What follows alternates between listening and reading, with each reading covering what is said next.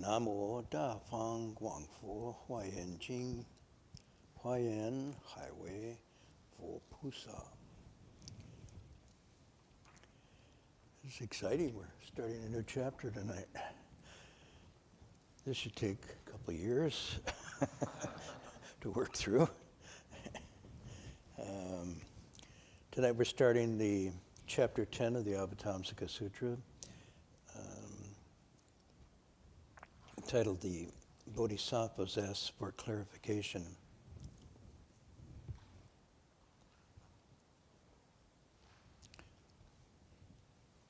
So those of you who have the text, I think we have identicals. You have Chinese and English, right? So the invocation I just did now was homage to the Avatamsaka Assembly of Buddhas and Bodhisattvas.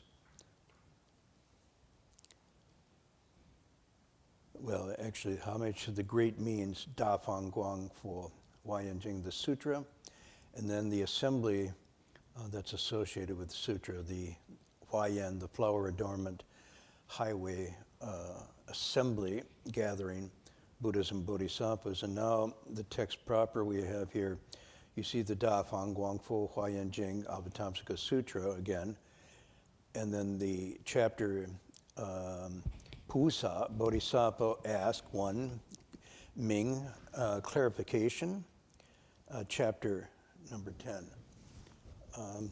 Ming can mean a lot of things.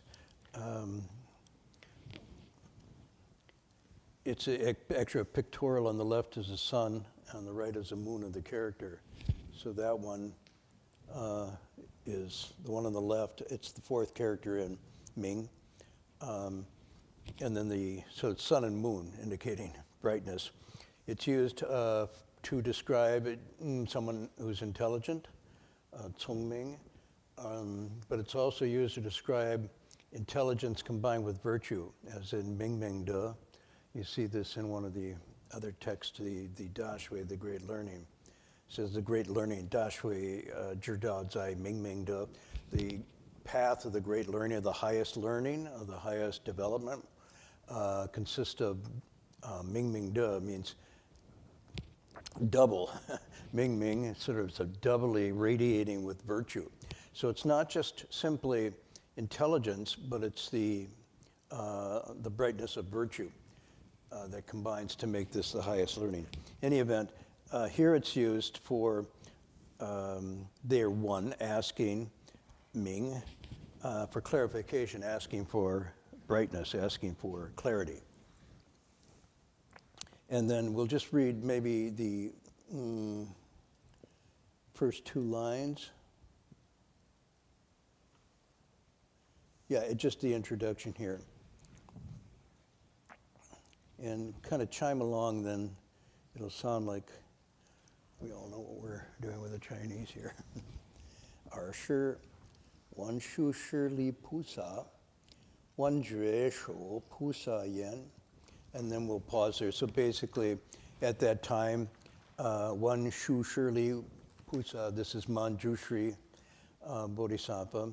I'm guessing this is a transliteration, Manjushri Sanskrit, so the wan shu shi li is how the Chinese heard the Sanskrit and then rendered it into a transliteration, not a translation.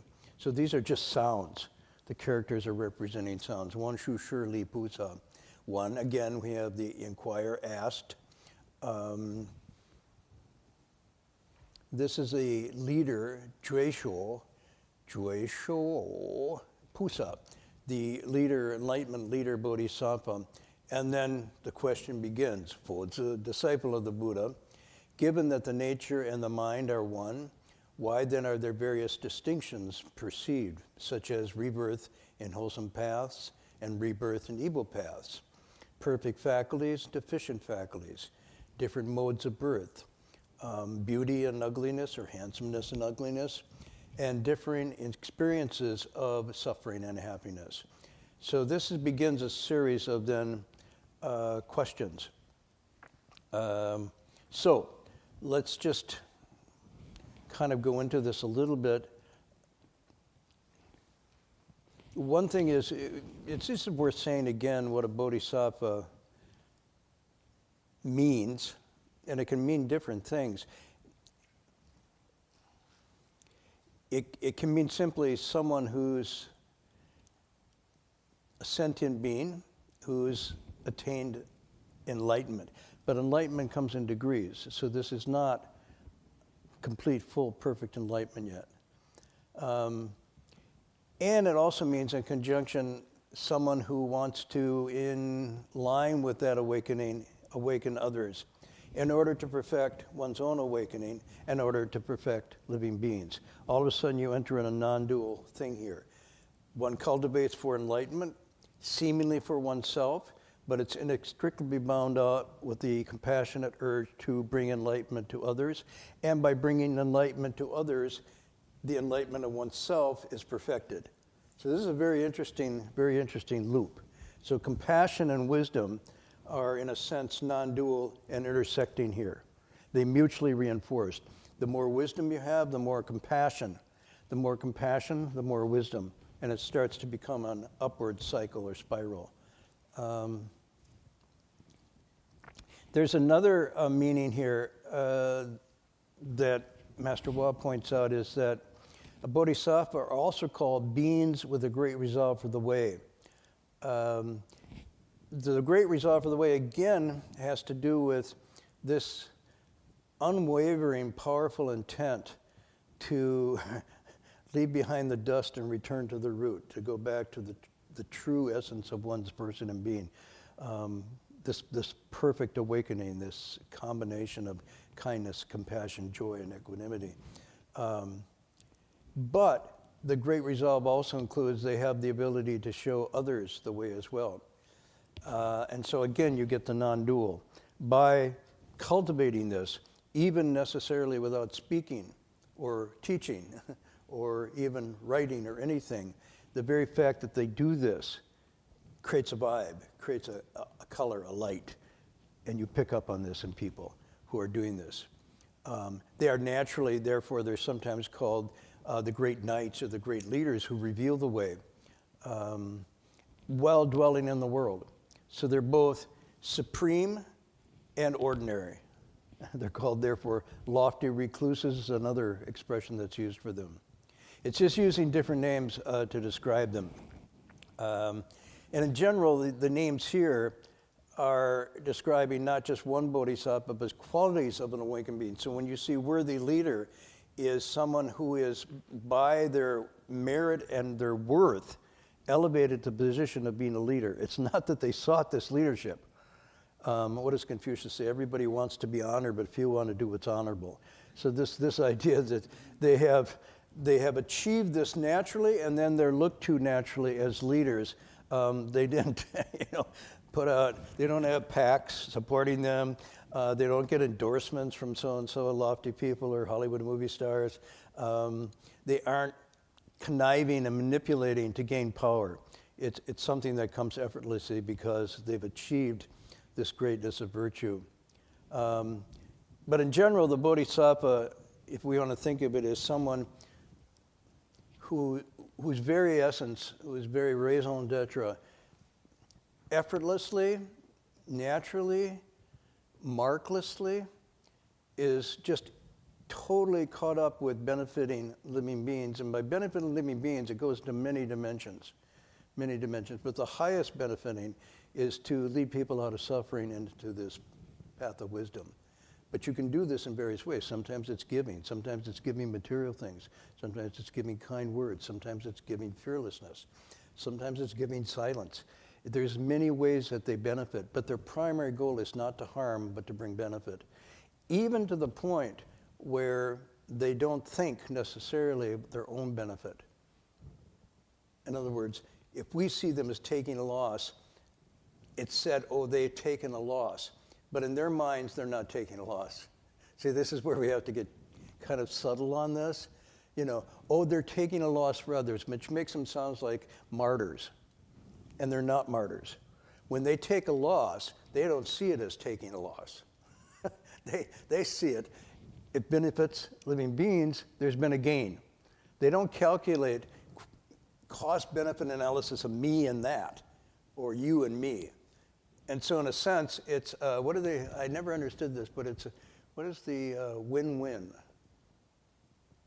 Is that, people say it's a zero-sum game. You win, I lose.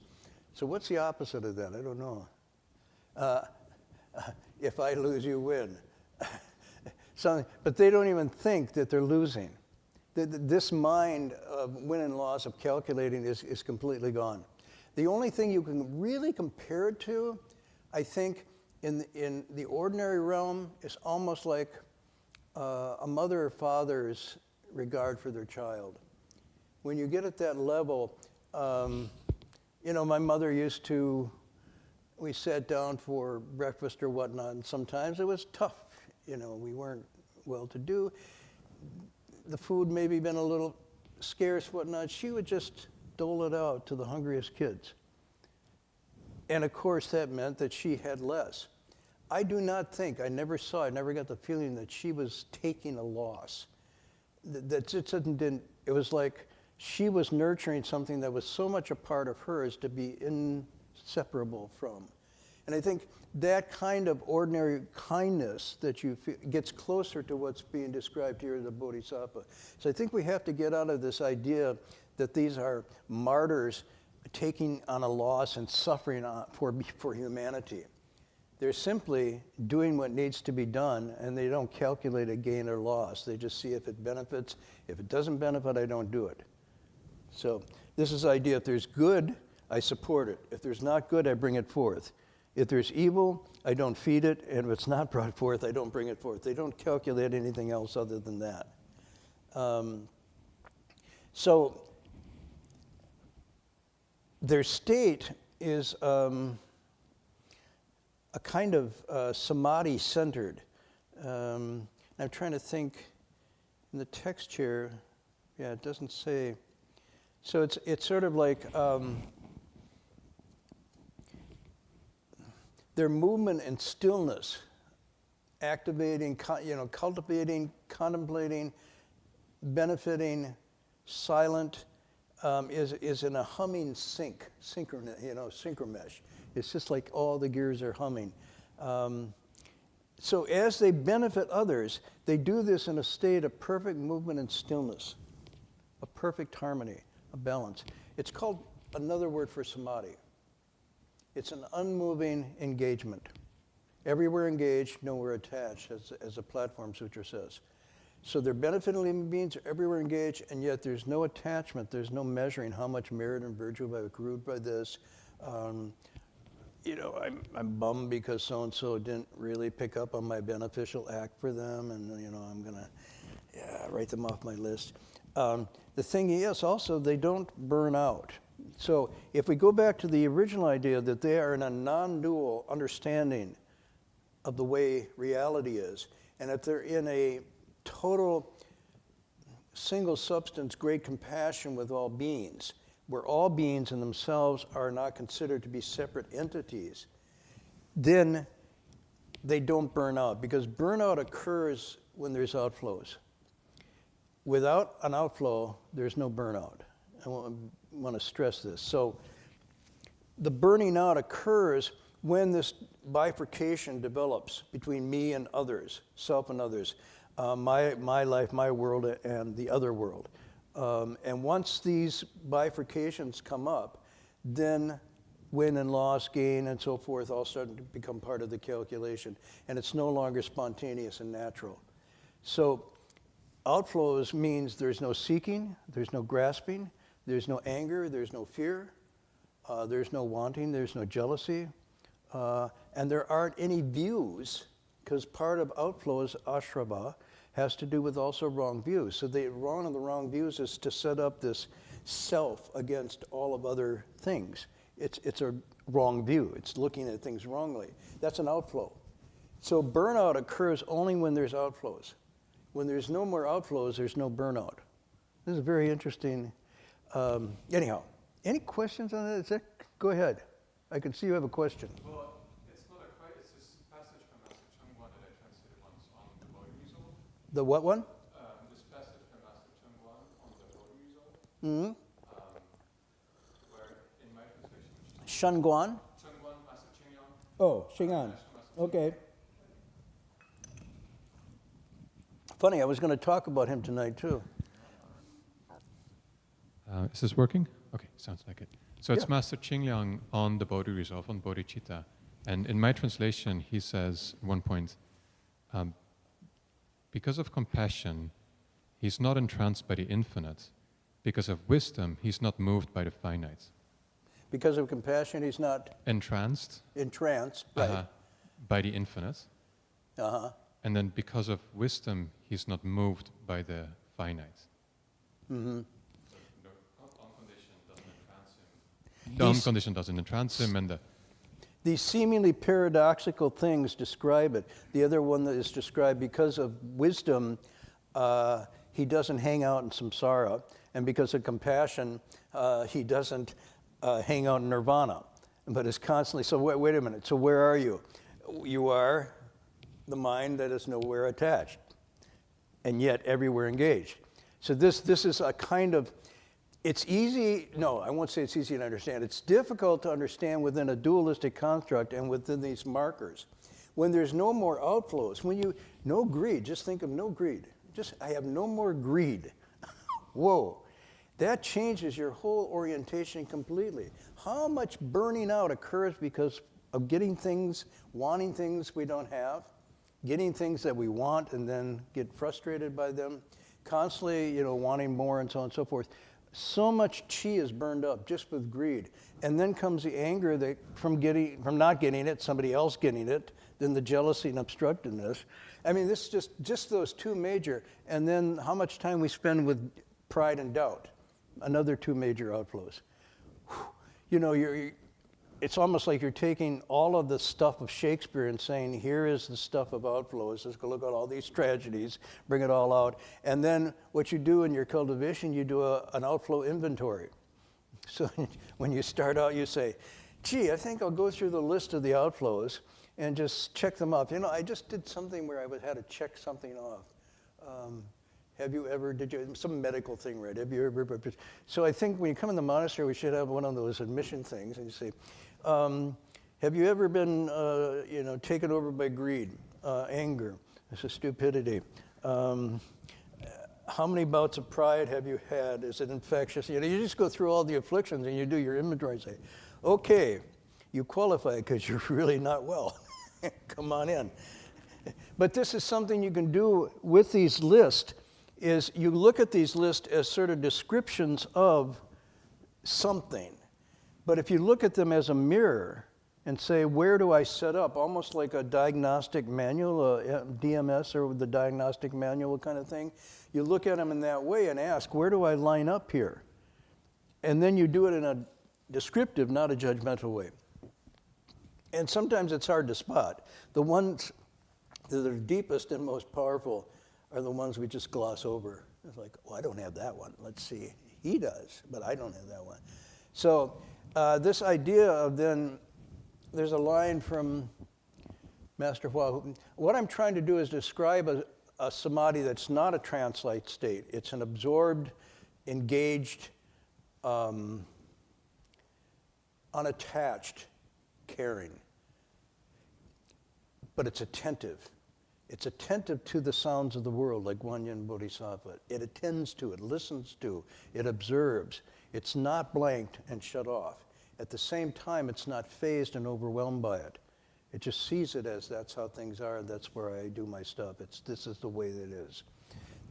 That is a kind of samadhi, a kind of unmoving, focused equanimity, engaged equanimity, if you want to use that expression. Master Hua has a wonderful expression on this. He says, and this is one of his verses from the Prajnaparamita, with an outflow fine and subtle, samadhi is difficult to attain. With an outflow, even fine and subtle, samadhi is difficult to attain. And without samadhi, there's outflows. And with outflows, there's karma. With karma, there's a return, and we're back on this swirl again, being pulled along. So while I was thinking about this, if the commentary says that it can be someone who's enlightened and someone who enlightens others and who gets enlightened him or herself by enlightening others, but it also is someone who's made this great resolve for enlightenment. So Bodhisattva, Bodhi meaning I'm on that path. And that's where I was thinking of Master Xing'an's essays. Master Xing'an was a Buddhist scholar, monk, who penned this incredibly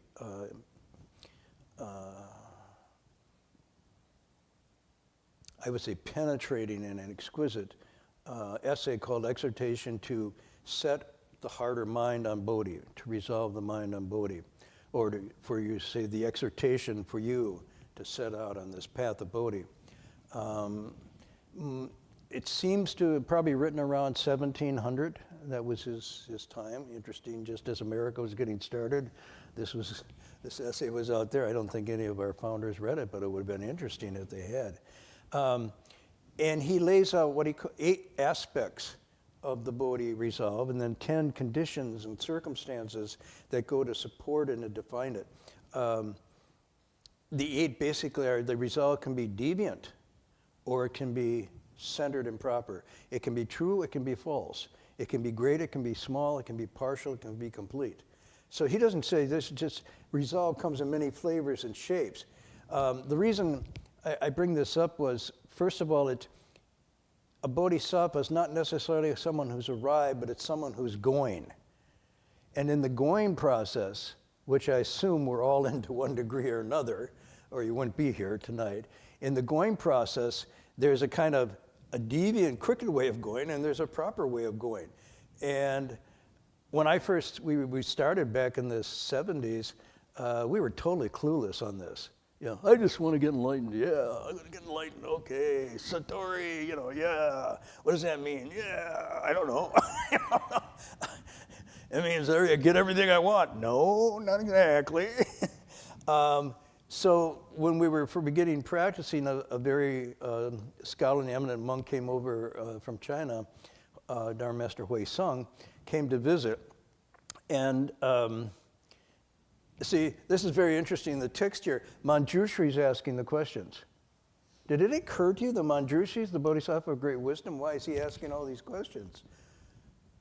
He knows all this stuff, right?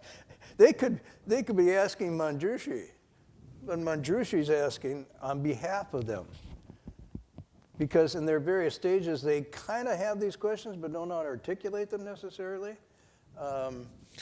What I'm saying was, when we were at this time practicing, Master Hua asked Hui Sung questions like, what does it mean to make the Bodhi resolve? What does it consist of? It's like, Master Hua didn't know? Oh no, he was asking because we didn't know, and he was asking on our behalf, and then our Master Hui Sung says, well, I'll lecture on this essay. So that's how that essay came about. And I must say, at the time, this was water to thirsty people in the desert. I tell you, we were sincere, we were energized, but we're really kids and didn't have any idea of the proper way to go about this. Oh yeah, you're going to cross your legs and sit in meditation, or you're going to live in a tent in the mountains or something. What's involved? How do you really get a foundation for strong cultivation? This essay is really worth reading. It's not very long. It's in English, it's published, it's out here. It might be available even in the monastery here. But sometime as you're thinking about this, pick that up, spend a little time looking at that. Maybe in the future we'll lecture it again. I think it'd be a good essay to come back to, but it really helped us at the beginning when we were practicing. Every night he would gather and go through line by line. Very instructive and very helpful to us. So the part here is the questions. I really like this because it really gets into the dynamic quality of Dharma rather than sort of ex cathedra, which means the absolute authority on top from the throne down, dogmatically delivered as here it is. The whole thing begins with a series of questions rather than answers. And so you don't have, thus I declare, blah, blah, blah. You have a series of questions coming. And to me, this is like really at the essence of these teachings. If you look at the Buddha's life, it begins with questions and doubts. It's sustained by questions and doubts. As he goes through, constantly questioning, probing, doubting. As he goes and leaves one teacher and goes to the other teacher, it's because of questions and doubts unanswered. Even though each one of them is gracious and wise, it's still questioning out, questioning out. And it arrives and it comes to its conclusion through the resolution of the questions and doubts, not by the removal of them or the suppression of them or the substitution of them by something else, a blind faith or a hope or a nihilistic saying, I can't answer them. And all of this comes about because doubt and questioning carried on through confidence leads to understanding. So confidence or faith or trust does not replace understanding. It leads to it. And this is the thing here. So that if there's no questions, there's no dharma. If there's no questions, there's no dharma. You see this in a number of the texts. Without the questions, without the issues, without the concerns, without living beings asking and wondering, there isn't any dharma. Dharma arises because of living beings, but it also arises because living beings have the potential to receive it. Without those two things, there's no dharma. You can have the dharma, you can have the question and needs, but there's no capacity in the human to pick it up. Then it's out there, dharma's there, and we're here. So this dharma has this really unique thing. It comes about because of questions, because of itches, unresolved angst that we have, and at the same time, it comes about in this way because we have a capacity to receive it. This is called the Sing, the nature. And without that, these two can't work. So there's different ways of, I think, when I was thinking about questions and clarification, I can remember, not me, of course, somebody else, even in early school, asking questions to show off. So there's showing off asking questions. You either know the answer, or you ask it in such a way as to imply that the person you're asking doesn't know the answer, or you're asking it to show that you're smarter than the others in the group. So that's a kind of question for sophistry. That is another kind of, do you know what I mean by sophistry? Pretended knowing, again, associated with showing off or just argument for argument's sake. There's also questioning, I've been in this one for delay and deflection or procrastination. Keep asking questions so I don't really have to hit the road here. Yeah. Well, what would happen if I got to the 7th stage of a bodhisattva, but then, on and on and on. Well, what if the devas came and offered me, you just keep going, instead of just holding the precepts and cultivating and really moving along, you delay and procrastinate and say, only when all my questions are answered fully, then I can confidently set out. So, I can remember the question and answer energy around my teacher was intense. It was intense. Not a single class or single lecture didn't go by where we were asked, do you have any questions? Well, you don't have any questions? Why is that? Well, then I have some questions for you. And I was thinking, well, I'm not going to show off because I got nailed on that one. And I'm not going to do it for sophistry to show how smart I am. And I know if I ask these kind of questions, it'll show that I'm delaying cultivating. Master, what do you think? What are the benefits for becoming a monk or leaving home? Do you think I should leave home? And then the master's question, why are you asking me? Do you ask me if you should eat or sleep or wear clothes? Why are you asking me to sleep? That kind of thing. So I knew I couldn't go down that road. So then, no question. And he said, well, my name Goting. Why do you eat? He said, let's get basic. And I like, okay, this is not just, he says, do you live to eat or do you eat to live? And of course, I knew the answer was, I couldn't, say I live to eat. I think about eating all the time. I'm meditating, I'm thinking about what will be the next. No, I eat to live. And he says, okay, and why do you live? What are you living for? So it was like you never quite, and if you weren't asking the question yourself, he was pushing the question on you, and it wasn't to trip you up, it was to get you real, to get you to ask the deeper questions. Another case occurred where there was something about doubt, and I asked a question about, is doubt, whatever doubt, I doubt this, I doubt that. And then I said, I have too many doubts. I'm being cute. I have too many doubts. He says, no, you don't have enough. I said, well, how could I possibly have more? He says, you don't ever doubt the doubter. Try that one. And so it was pushed back again. The sophistry of having doubts and asking questions was, you really doubt, but do you ever doubt the doubter? You, yourself? So the questions here, and you'll see the questions in the Bodhi Resolve, have to do with what am I doing? What is my life about? How am I going day to day? What's the point of all this? Do I really love and enjoy and get satisfaction out of what I'm doing? Am I just going through the motions? And am I going through the motions day to day, eating, sleeping, wearing clothes, and yet there's this haunting incompleteness, this haunting kind of emptiness that just doesn't go away. I have a word for this. It's sort of like,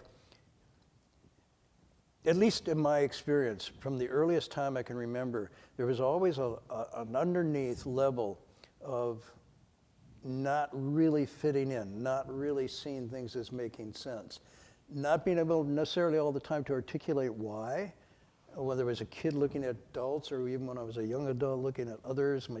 There was always this unsatisfactory layer underneath that I knew I really dwelled in.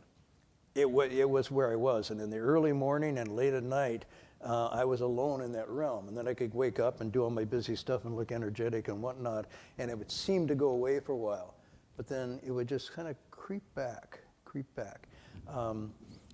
I have a coin for this. I call it the buzz of dukkha. The buzz, there's this underlining hum or buzz. If you have tinnitus, anybody have tinnitus? Yeah, there's a constant so little ringing in the ears, and it never goes away. And on a psychological, psychic, philosophical level, there's this buzz of dukkha that's just like a kind of tinnitus in the human condition. And the thing is that we can, kind of push it away, but it doesn't go away. It just simmers below the surface, this buzz. So one of the things I thought about in doing this,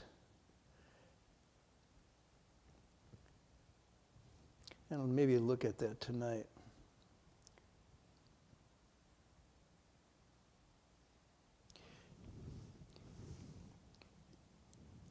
When I said the Dharma doesn't arise without questions or issues, it really arises because of dukkha.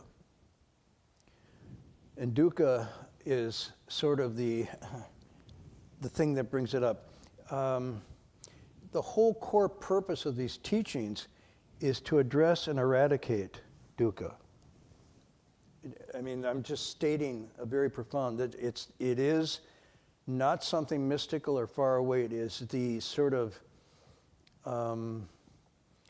the buzz underneath the surface that you could capture in different ways. It's dukkha, it's translated as suffering, but perhaps stronger than this. It's intended to capture all of life's sort of dissatisfaction, disappointment, the unfulfilled hopes, the kind of low-level unhappiness, and by extension, a seeming meaninglessness, or sometimes it's called an existential angst. both Carl Jung and Sartre talked about this from a philosophical, psychological. So it's not just a Buddhist idea. People experience what they call an angst in the existence of the very fabric. It's called existential existence. And there's a feeling of being lost, a feeling of thinking I'm purposeless. Even what I think is important, when I look at it more closely, isn't really important at all. I have to pretend it's important to keep going. And also a feeling that they've been abandoned. So the existential angst is, this is one expression I remember in philosophy course, I'm a stranger and afraid in a world I never made. It's sort of an expression of this buzz, this dukkha buzz underneath.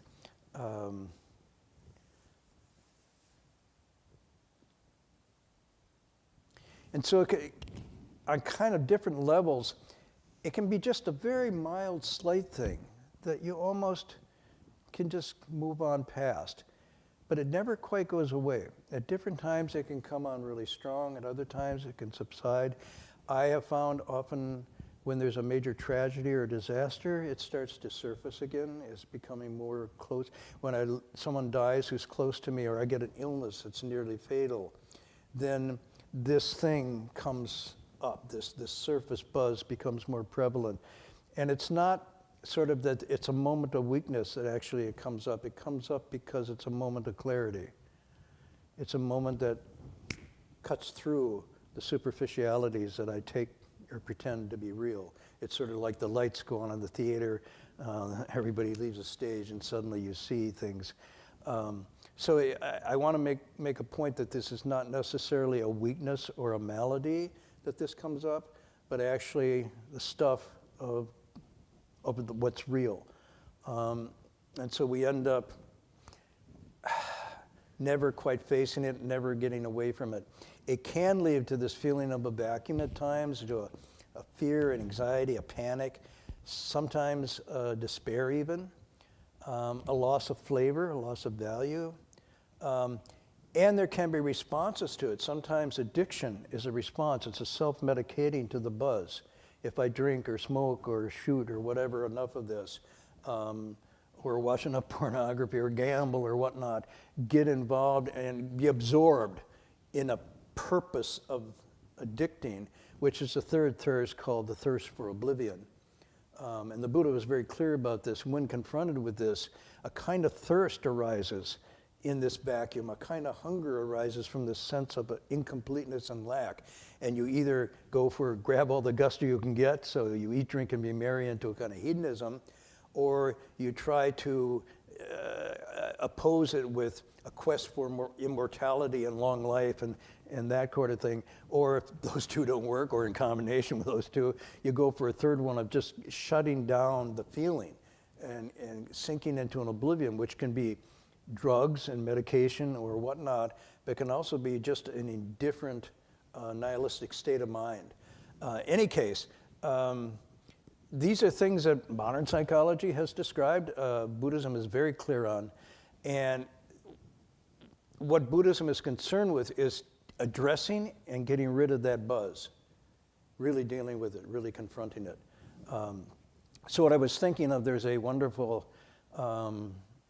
illustration of this. At the Buddhist time, there was a monk called Malunkyaputta, and he approaches the Buddha because he's got a host of questions that he thinks the Buddha's ignored, hasn't answered since he joined the assembly. And he feels these questions in many ways are central to many schools of philosophy and even other religions. Questions like, is the cosmos infinite or finite? Yeah. What happens after death? Is the mind the same stuff as the body? And so on and so forth. So he demands answers from the Buddha for these questions, and he threatens to quit if he doesn't get it. Yeah. Now, if he were a WASC accredited Buddha, he would worry about consumer satisfaction.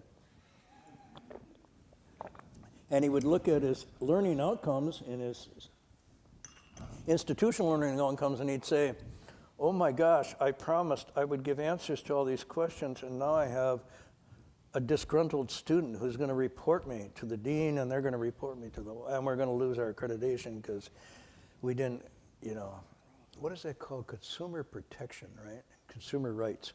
In any case, I'm digressing. The Buddha didn't do that, but the Buddha also said, I never said I was going to do that, okay? So when you join this group, did I ever say I was going to answer all these questions for you? Did I ever promise that? So he right away says, look at the mission statement, look at the catalog. It doesn't say in there that if you graduate, you're going to have this under your belt. And anyhow, so the Buddha says but besides the point, Malunkiya Putta, if a person were wounded by an arrow thickly smeared with poison, and his friends and family brought him to a surgeon to treat him, and the man would say, I will not let that surgeon pull out this arrow that wounded me until I know if the man that wounded me was tall or short or middle height, was he dark or brown or golden skin or white?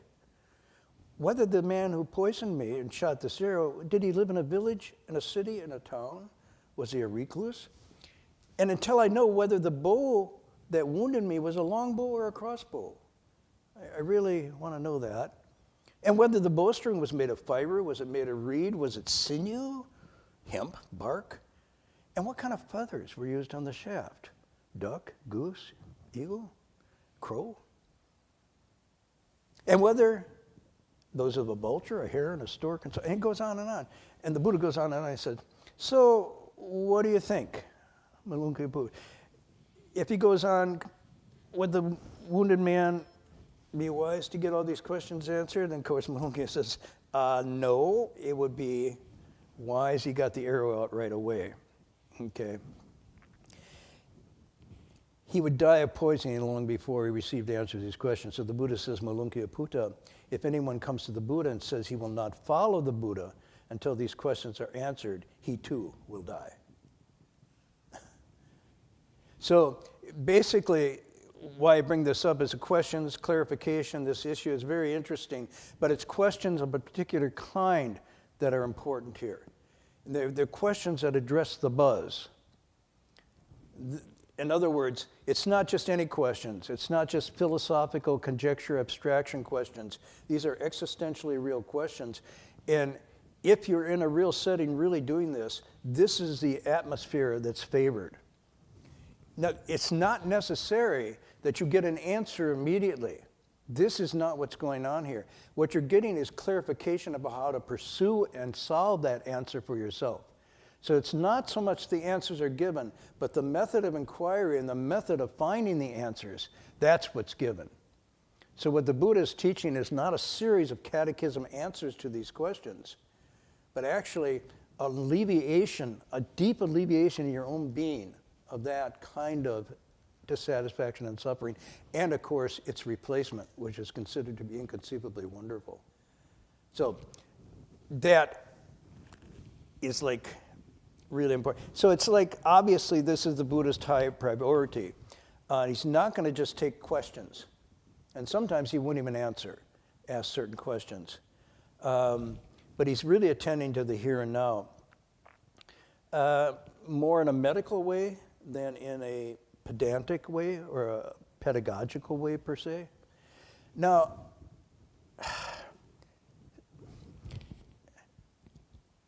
there's different ways of looking at this parable. Actually, this teaching, it's not a parable. The metaphor analogy is a poison arrow, but it's a real encounter. The Buddha could be poo-pooing abstract musing altogether, or not. I mean, I'm not sure. But in this particular case, these questions that were asked were a denial, a deflection of the real issue. And therefore, the Buddha used this analogy. There might have been other times when someone asked these questions and could be brought around by that abstract question to something real and concrete. I'm not dismissing that. I don't think we should jump to a conclusion and say all abstract questioning, musing and speculation that scientists and whatnot do, this is not considered to be proper. I don't think that's the case. But always, you look at the individual who's asking in their intention, and then you look at the response, and it's always a therapeutic response appropriate to their intention and their condition, and not to be generalized and absolutized. Be very careful about that.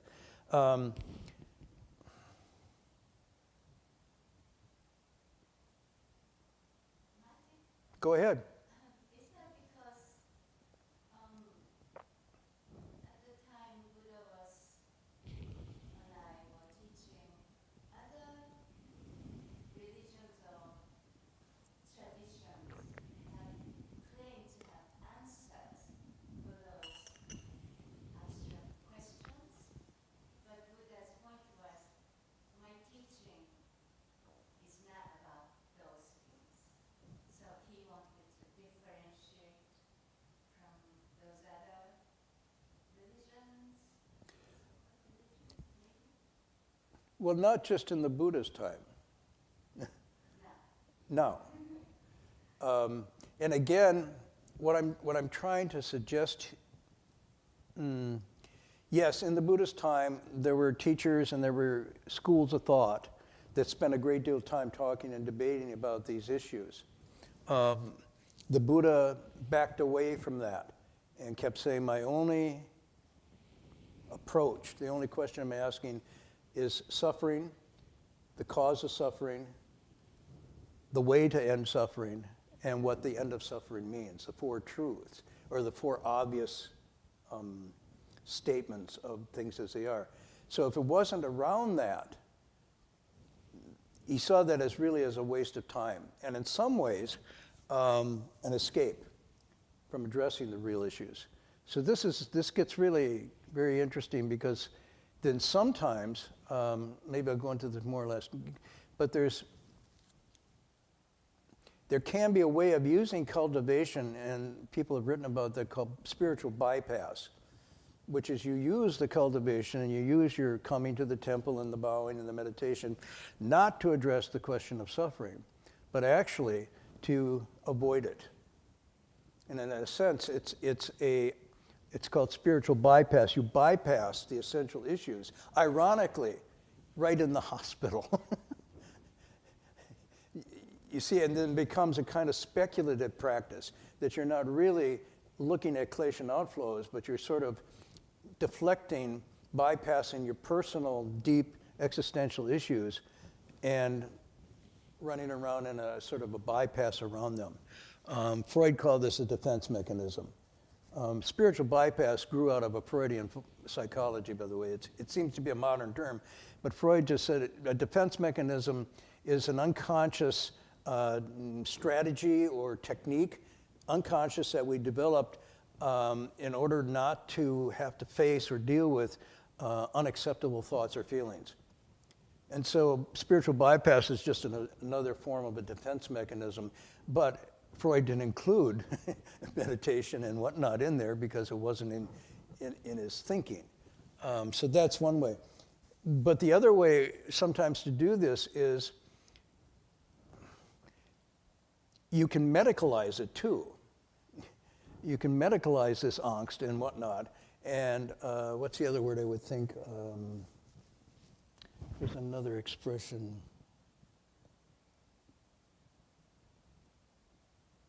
Clinicize. I made that up. Clinicize, like clinical, clinicize.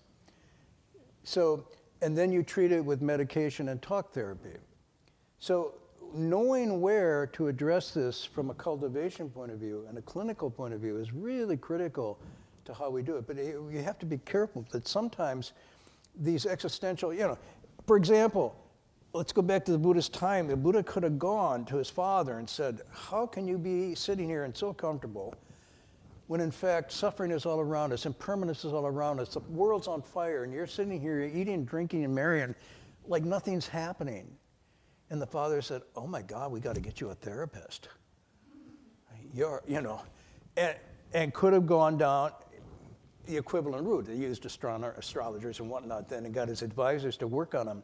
But try to convince him that what he was thinking wasn't really healthy or normal. And what the Buddha was saying was, how can you, in the midst of everything you see around you, say it's healthy and normal to just adjust and go along with this? Because it doesn't go anywhere. This is empty, and it's on fire, and it's impermanent and whatnot, and woo. So that can happen now too. So at the other hand, you can take these issues, this energy, and you can push it down and do spiritual bypass on it and avoid it through spirituality. Or you can think that it can be solved through medication and talk therapy. But on the other hand, some of this is biological and needs to have a medical solution. And I'm not proposing that I know the answer to all this. I'm just saying there's a very complicated area that you need to go into and investigate when you're cultivating, whether you're sort of normalizing this angst through medical, what did I call it? Clinicizing, right? Or you're bypassing it by using meditation and whatnot as a kind of medication to cover it over and not deal with it. It's really tricky. You know, there was a kind of medicalizing of the human condition you see in Huxley's Brave New World. In Huxley's Brave New World, I don't know, anybody familiar? A dystopian novel. But part of Huxley's Brave New World was everybody's potential feelings of disquiet and happiness were taken care of by soma, which was this drug that everybody took. And it made everybody just like, imagine, you know, if you say, look at the world, read the Times today, what's going on? It's like, oh, yeah, take some soma. Wow, everything's okay. Wow, you know. But it's kind of like ostrich in the sand, but it's a medication kind of thing. So these tendencies are talked about in these texts as well, and we'll go into this more. But I just digress tonight, I guess, a bit. Yes? So you're saying like A little louder, please. so you're saying that trying to figure out why. I'm saying what? So you're saying Talk through the mic. There you go. Sorry, my ears are getting old, Connie. Put the mic up and talk. So you're saying, is it working? Yeah. Okay. If we are going through an existential angst, you say, and with the parable of the arrow, like, so instead of psychoanalyzing why we're going through it, you're saying to just cultivate and No, I didn't say that. I know, you're like, what's the solution then? Or is it wondering what the pain of the arrow is like not the solution? I mean, is it like, so what are we supposed to do I was then? actually hoping you didn't hear that, because that was not what I was saying. That's actually oversimplifying completely. What I'm saying, there's some cases, for example, you look at cultivators, monks and nuns throughout time who have been very troubled by impermanence, by suffering, by the inability to find a permanent self and so forth, the vicissitudes of dukkha. And they have taken those, and it becomes an angst. It becomes a feeling of meaninglessness, of pointlessness, of where's, you know, and so forth. And this becomes the actual stuff out of which Dharma arises to address and solve this problem. More along the Socratic line of the unexamined life is not worth living. So therefore, you examine these issues and go into it. But you're doing it from a point of view of wonder, curiosity, and a sort of pressure to know and to solve this. Somebody else can have similar feelings, but they're not coming from there. They're coming from a chemical or biological imbalance. Okay, and so you have to be mature and sophisticated and nuanced to figure out where is this coming from and how to address it. For example, if you're coming from a biological medical imbalance, coming to a monastery is not going to solve it. It might make it worse. On the other hand, if you are coming from a real existential question And people around you say, no, here, don't go down that road. You know, people who ask these questions, you can go to the clinic here and they'll give you some, you know, psychotropic and you'll feel okay, some soma. That also errs because it doesn't help you to examine and become truly you. So it's not a black or white or an either or. What I'm saying is a lot of thoughtful, sophisticated self-knowledge and good advice is involved in working this out.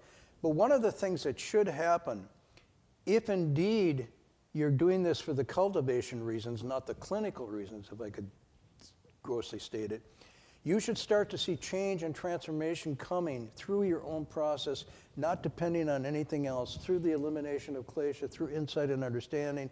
You're starting to feel better, and it's working. I'm using a William James thing. Pragmatically, it's actually working. The medicine of self-cultivation is working. And you're becoming a better person, and your things are starting to, the kinks are starting to go out, okay? If that's not happening, then you have to pause and ask what's going on here. Because Dharma is something you work, and it works. The proof is in the pudding, so to speak, not just in the theory. So that's why when I mentioned the danger of spiritual bypass is you convince yourself everything's okay, but in fact, it's all simmering underneath. You're not really addressing it, and it's not working. On the other hand, the medicalizing it could keep the Bodhi resolve from actually taking over and becoming the power dynamic of your person. And it allows you, in a sense, it's a defense mechanism that allows you to dismiss these things as only being, you know, an aberrant thing, an unhealthy thing. So I didn't mean to oversimplify it to say one or the other. I'm saying one has to be really thoughtful and sensitive and in touch with good friends and so forth to figure this out when it's happening. That's why you have Dharma friends, that's why you have groups, that's why you have text. You go back to the text and look at the text like this. You look at the autobiographies and biographies of monks and nuns that have done this, and you'll see that it's not just clearly one or the other, really. There are a lot of people who are cultivating to find answers that shouldn't, and there are a lot of people who are medicalizing who shouldn't. So, not simple. I didn't mean to get into this rabbit hole so much tonight, but if you look at dukkha as a universal condition, it comes in many flavors and kinds. But one of the ways I think the text is interesting is going into this, there's questions that ask for clarification. And in the questions that are being posed here, clarification may come where you start to see your own condition. Oh, I'm more in this than I am here. My confusion or my angst is more this than that. And then you see the antidotes to it more clearly. But this is real stuff. It's really, and there's no simple answer or quick solution to it. But over time, it should enhance and grow and you become better, you feel better, you see better, you think better. All of that is happening. Sorry to make it complicated. Anything else? Questions? Yes, why not? We have time? I have time. I'll tell you the story next week. I had a story, of course, tonight from my Orange Journal, but that'll hold till next week.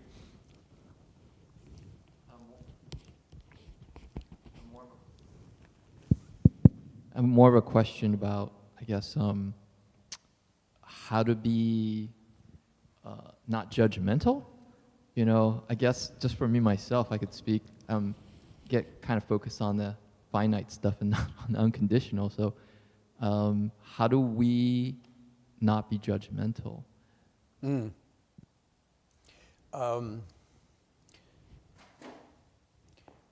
If you use this one here, the poison arrow,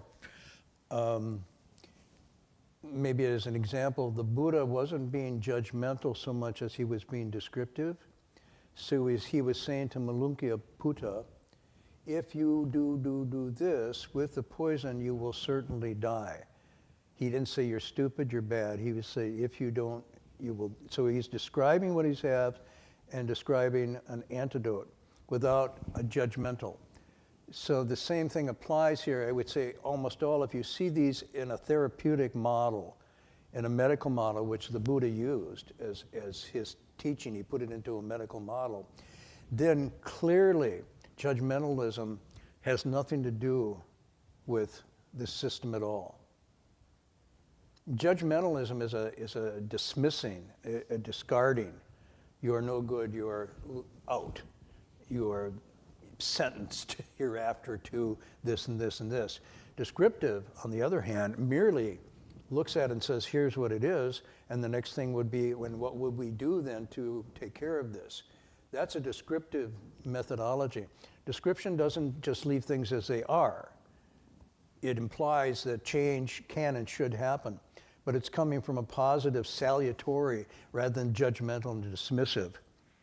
So that you obviously want to apply to others. You know, when you're working with children in school, you don't say you're dumb, you know. You go, let's try another way of getting at that.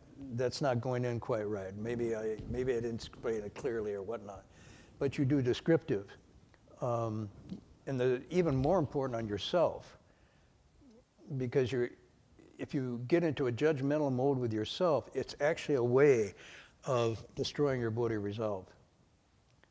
And instead of crossing over your own living beings, you're putting crosses on them, putting them in cemeteries and saying they're dumb, they're stupid, they can't do anything, and so forth. So the therapeutic is the only way really to come at this.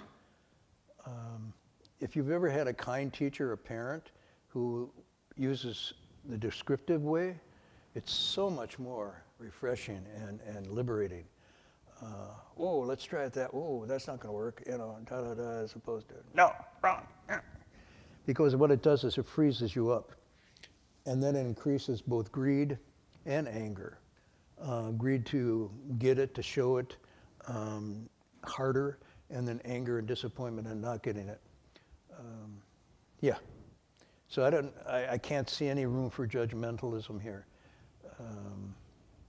Just descriptive. Good.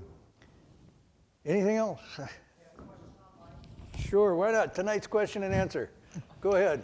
Well, questions without answers. Yeah. Question about how to study Buddhism from life to life, and How to what? How to study Buddhism from life to life. I guess from one life to another life. And then another question is specifics, or clarify what you said about defensive. Is the defensive driving? Defensive what? You mentioned something about defensive. Defense mechanism. Yeah. Oh, okay. Okay, so something about life to life? How to study Buddhism from life to life. How we learn Buddhism from life to life. I don't know. I'm just trying to get it go from day to day. And if I'm really trying hard with Hui Neng, the sixth patriarch, from thought to thought. And I'm not saying that as a joke. I'm saying when one attends to the here and now, the false returns to true is an expression from the teaching. When one leaves the here and now, the true goes to the false. So it's always in the here and now, from thought after thought. Hui Neng says, if in this thought you're awakened, in this thought you're Buddha. Thought after thought awakened, thought after thought Buddha. In this thought you're confused, this thought ordinary. Thought after thought confused, thought after thought ordinary. So you can see what he's describing as a mechanism without beginning or end. So life to life is just a continuation of week to week, day to day, thought to thought. But just go here and now, thought to thought, and not think into life to life. Whatever next life will be is in thought to thought this life. I don't know if that helps. Defense mechanism, I was using defense mechanism because it's basically attributed to Sigmund Freud.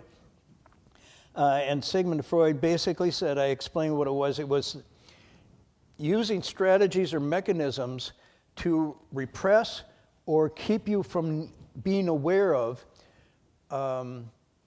unsatisfactory or unacceptable behaviors, thoughts, and feelings and impulses. They're there, but you don't want to face them. You don't want to come, and so you have defense mechanisms. Some of his defense mechanisms were displacement, denial, repression, sublimation, projection, intellectualization, rationalization, all kinds of things. Ritualizations, ritualized behavior can be a defense mechanism. Ritualism. Then I carried it over to I tried to carry it over to the idea that a modern psychological Buddhist cultivator, I don't know who he was, Jin Chuan mentioned him earlier, came up with the idea of spiritual bypass as an expression. And that means a tendency to use spiritual explanations to avoid complex psychological issues. You're using meditation as a defense mechanism. And you use these practices to sidestep or avoid facing unresolved emotional issues, psychological wounds, unfinished, things in your life. So I took Freud's idea and showed that the basis of that was this guy talking about spiritual bypass, but this can turn out to be a way that we deal with ourselves, not dealing with ourselves. So we seem to be dealing with ourselves because we're very spiritual. But in fact, it's covering over the real. And we're using it as a defense mechanism to keep us from facing the real. So something like anger, we pretend or we suppress the anger, but we really don't get it out of its root. And then only at some time, all of a sudden, it just flames up. Oh my God, where did that come from? Because I've been reciting this mantra all the time.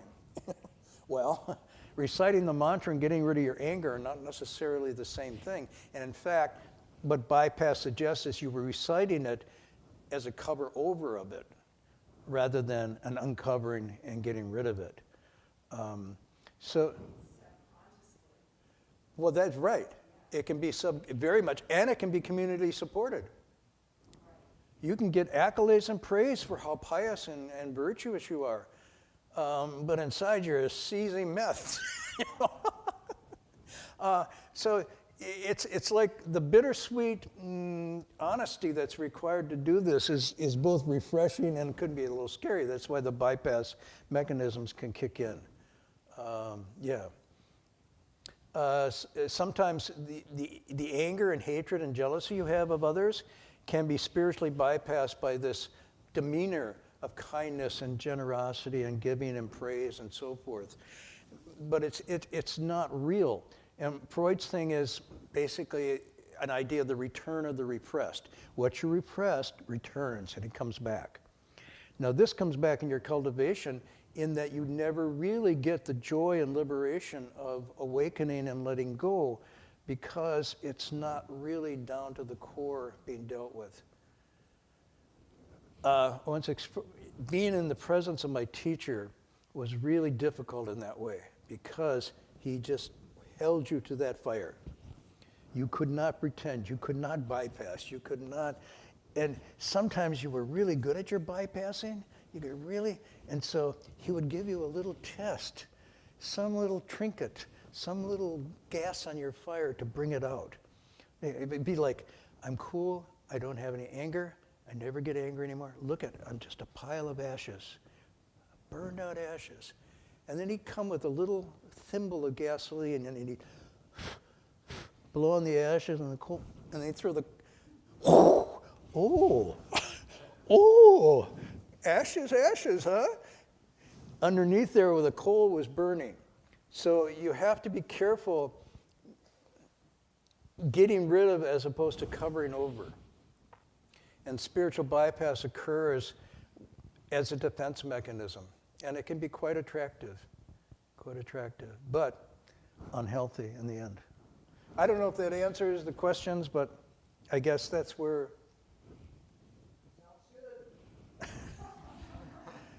Okay, So next week, I found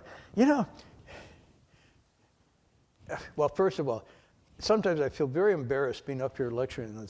Honestly, I think I've been doing this for so long. Master Hua encouraged Heng Sure and I to do this all, and I keep thinking, God, I felt like I was okay, and tomorrow I'm like, that was dumb. Every time I look back at what I said, it was dumb. And it's like, okay. Anyhow, it's almost embarrassing to do that. The other thing is, if I hadn't written this stuff down, I wouldn't remember it. This one I was reading it today. Whoa, yeah, wow. I wrote it down. It obviously happened, and my memory of it is just gone now. And I suppose that's good.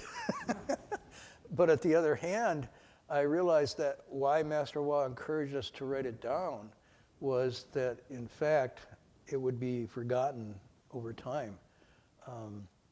Anyhow, I will share, this is a longer one I will share with you for next week. Okay, any announcements? Guanyin is ending, I think, tomorrow at the city on Saturday, the week session. Everybody online has gone to bed and fallen asleep. Why did he go so long? I think Jin Chuan and Jin Wei will be coming back tomorrow or Sunday at the latest. So the schedule at the monastery here will pick up. Any other announcements? I don't know. Okay. Do the transference in English.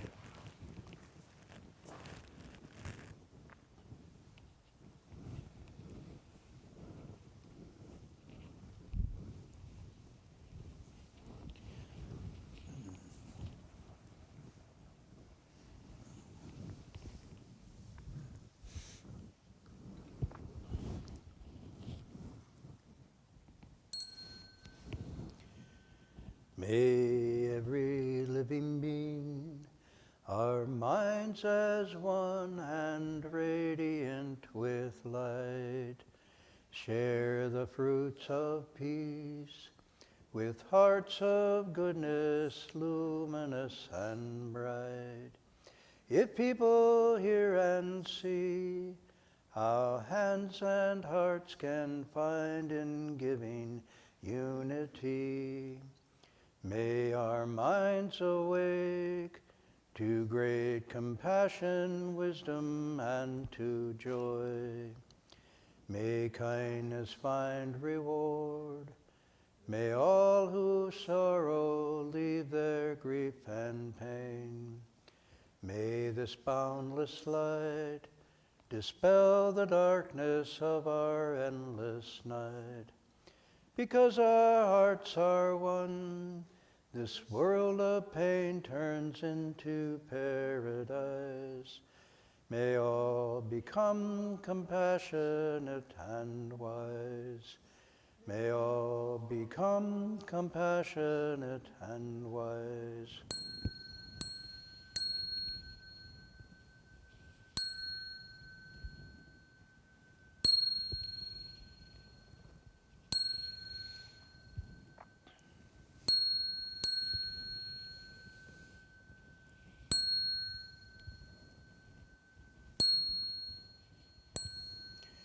Bow in respect to the Triple Jewel.